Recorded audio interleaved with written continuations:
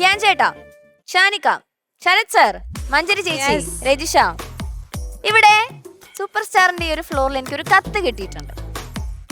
To Asif Ali, Amrita TV, Kochi. നമ്മുടെ ഇങ്ങോട്ടാണ് കത്ത് വന്നിട്ടുള്ളത്. ആസിഫിക്ക വരുന്നുണ്ടെന്ന് അറിഞ്ഞിട്ടായിരിക്കും ഇങ്ങോട്ട് കത്ത് അയച്ചത്.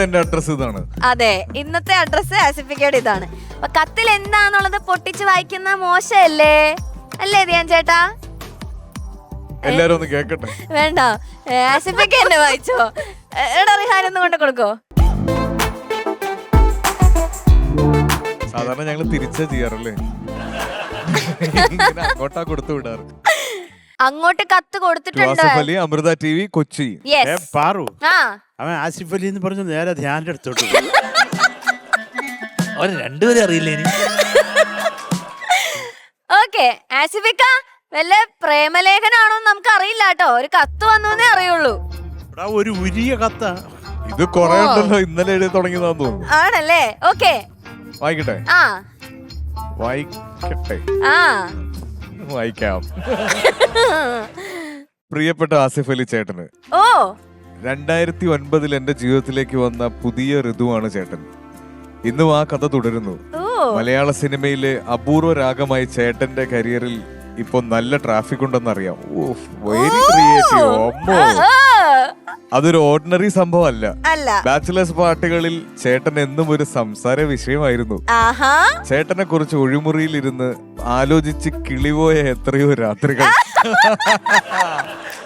പല യുവാക്കളും ഹണീബി അടിച്ച് ബൈസിക്കിൾ തീവ്സായി മാറിയപ്പോഴും ഞാൻ ചേട്ടന്റെ അപ്പോത്തിക്കിരി കണ്ട് നടന്നു. എന്റെ പ്രിയപ്പെട്ട സപ്തമശ്രീ തസ്കര, അങ്ങൊരു വിലപിടിപ്പുള്ള വെള്ളിമൂങ്ങയാണ്. കല്യാണം കഴിക്കാനുള്ള നിർണായകമായ തീരുമാനം നിങ്ങൾ എടുത്തപ്പോൾ മൈലാഞ്ചി മൊഞ്ചുള്ള നിങ്ങളുടെ വീട്ടിൽ വന്ന് ഡബിൾ ബാരൽ കൊണ്ട് നിങ്ങളെ വെടിവെക്കാൻ തോന്നി. പക്ഷെ എന്ത് ചെയ്യാം നിങ്ങൾ എന്റെ മനസ്സിലെ കോഹിനൂർ രത്നമായി മാറിപ്പോയില്ലേ? ഇതിൽ കൂടുതൽ എനിക്ക് താങ്ങാൻ കഴിയില്ല. ഇത് വേറൊരാളെ ഏറ്റെടുത്ത് അല്ല, ഇതൊരു ഫീമെയിൽ വോയിസ് കേൾക്കാം. അതിലാവുമ്പോ ഒരു ഫീൽ ഉണ്ടാവും. ഇത് എഴുതിയത് പെൺകുട്ടിയാണോ ആൺകുട്ടിയാണോ?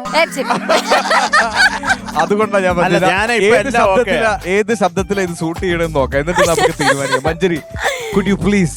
മഞ്ജരി ചേച്ചി, ആ ഒരു ഫീലില് ഏത് പെൺകുട്ടിയാണോ അയച്ചത് ആ ഒരു ഫീലിലൊന്ന് വായിച്ചു കൊടുക്ക്. ഷൂട്ടിംഗ് ഇല്ലാത്ത ദിവസങ്ങളിൽ മുഴുവൻ കെട്ടിയോളാണ് എൻ്റെ മാലാഖ എന്ന് പറഞ്ഞ് നിങ്ങൾ വീട്ടിലിരുന്നപ്പോൾ ഞാൻ നെഞ്ച് നീറി പുകയുകയായിരുന്നു ചേട്ടാ. എൻ്റെ മനസ്സിൻ്റെ തലവനായ ചേട്ടനെ ഇനിയും നഷ്ടപ്പെടുത്താൻ എനിക്കാവില്ല. എൻ്റെ മനസ്സിൻ്റെ എല്ലാ ലെവൽ ക്രോസും കൈവിട്ടു പോയിരിക്കുകയാണ്. ഇറങ്ങി വരൂ ചേട്ടാ,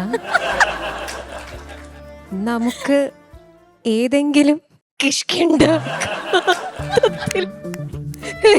ഏതെങ്കിലും കിഷ്കിന്താ കാന്തത്തിൽ